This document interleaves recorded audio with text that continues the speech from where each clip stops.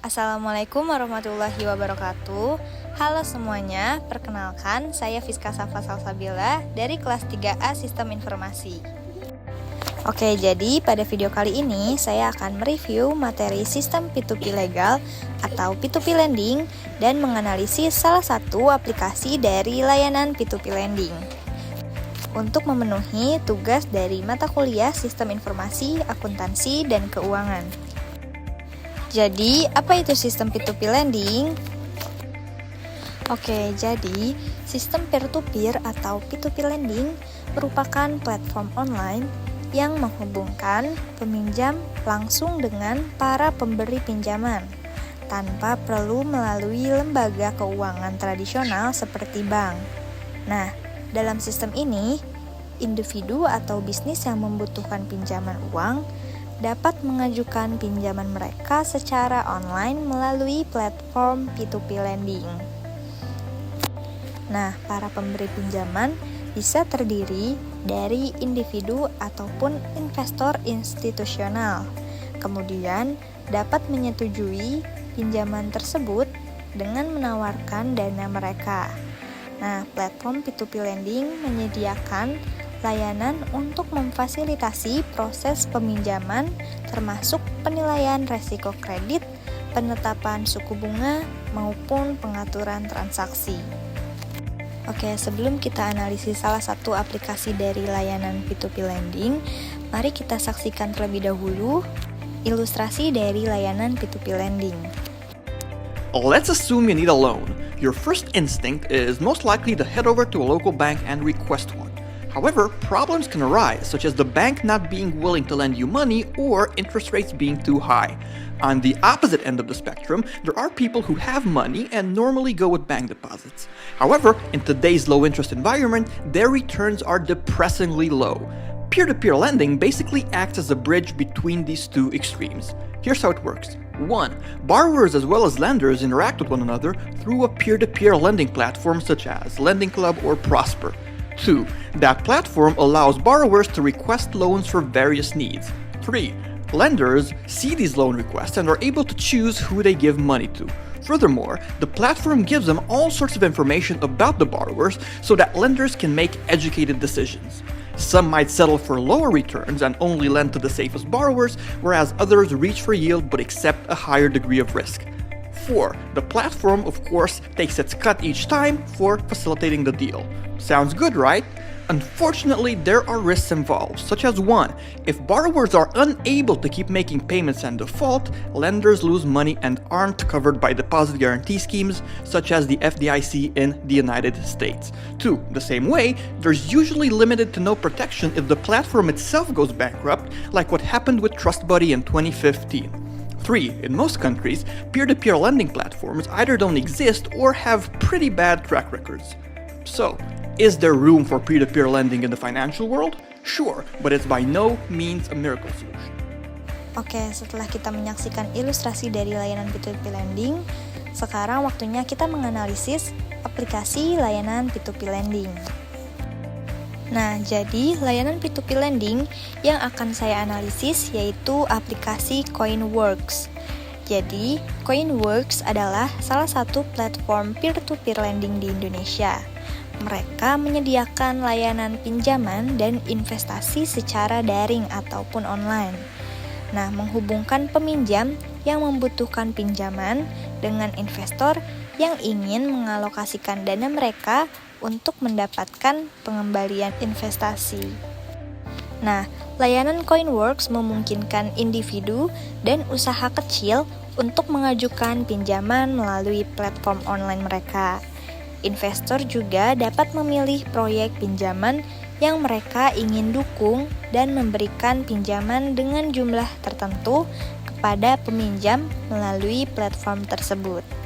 Nah, Coinworks menyediakan berbagai jenis produk pinjaman, termasuk pinjaman tanpa agunan atau unsecure, dan pinjaman dengan agunan ataupun secure. Oke, jadi yang pertama ini terdapat halaman awal. Nah, pada saat pengguna daftar pada aplikasi Coinworks, maka dalam proses daftarnya akan ada tampilan seperti pada gambar yang pertama atau gambar yang paling kiri. Nah, pada halaman ini, pengguna bisa memilih tujuan dari akun yang sedang dibuat atau didaftarkan. Nah, pada saat daftar, saya memilih yang bagian investasi karena tujuannya untuk personal. Lalu selain itu, ada juga pilihan untuk pinjaman modal usaha UMKM yang ditujukan untuk bisnis rumahan. Lalu yang ketiga atau yang terakhir, terdapat tujuan untuk pinjaman modal usaha PT atau CV yang ditujukan kepada PT ataupun CV. Lalu selanjutnya terdapat halaman akun. Nah, pada halaman akun ini terdapat tampilan akun pengguna, yaitu terdapat nama pengguna, nomor handphone, dan alamat email. Selain itu juga terdapat fitur pengaturan untuk mengatur seperti bahasa, dashboard preferensi akun, dan yang lainnya. Terdapat juga sosial media Coinworks yang bisa dikunjungi oleh pengguna hanya dengan mengklik simbol sosial medianya seperti Facebook, Instagram, LinkedIn, maupun Twitter. Lalu pada gambar ketiga atau yang paling kanan ini, pengguna dapat login lebih dari satu akun.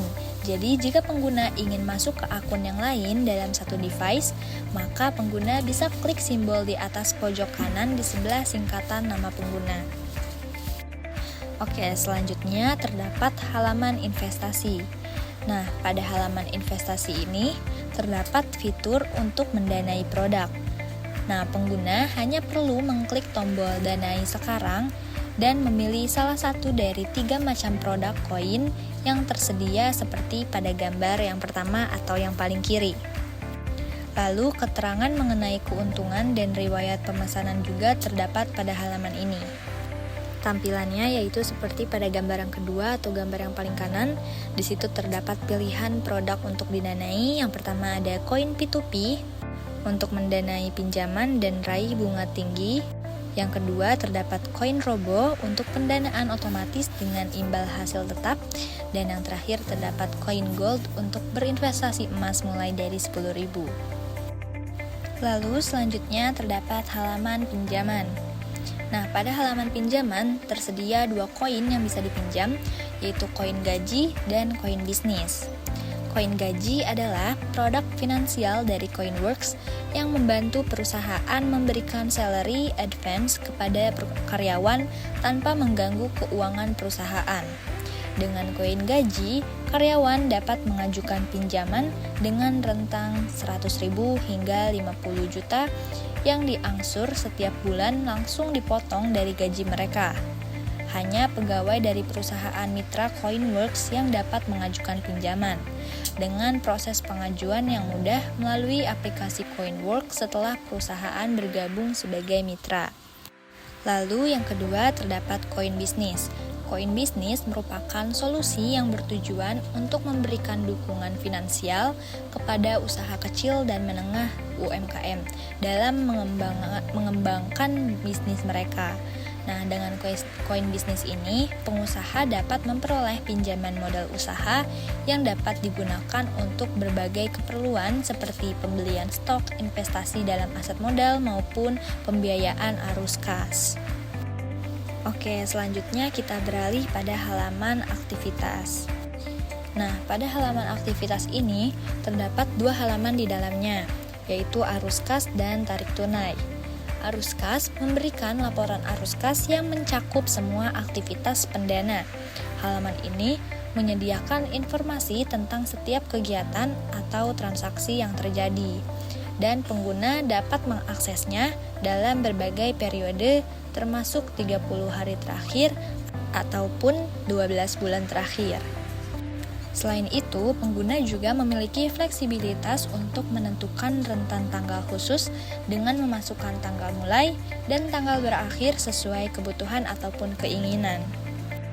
Nah, pada halaman tarik tunai, pengguna bisa mencairkan saldo kas ke nomor rekening yang sudah terdaftar. Adapun, setiap melakukan pencairan, kamu akan dikenakan biaya 5.000.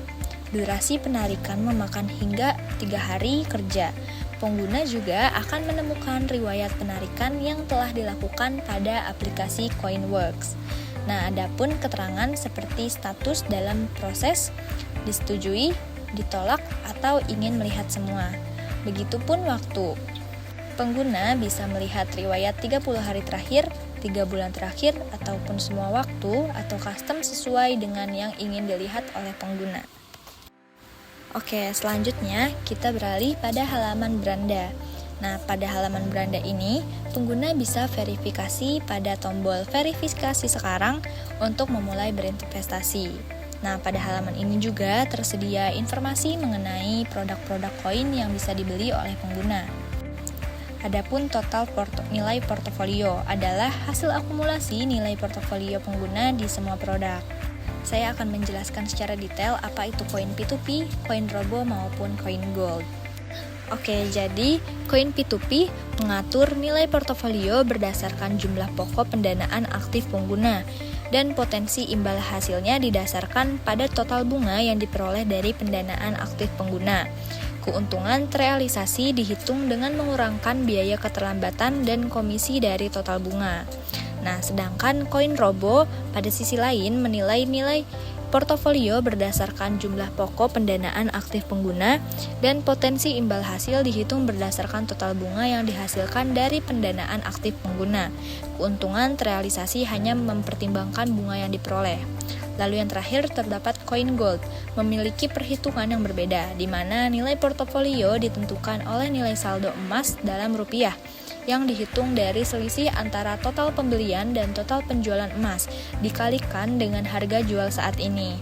Potensi imbal hasil diukur berdasarkan selisih rata-rata harga beli dan harga jual saat pengguna menjual semua saldo emas yang mereka miliki. Oke, karena semua hal yang ada di dalam aplikasi Coinworks sudah saya jelaskan dan sudah kita analisis. Oke, sekian penjelasan dari saya. Kurang lebihnya mohon maaf. Terima kasih. Wassalamualaikum warahmatullahi wabarakatuh.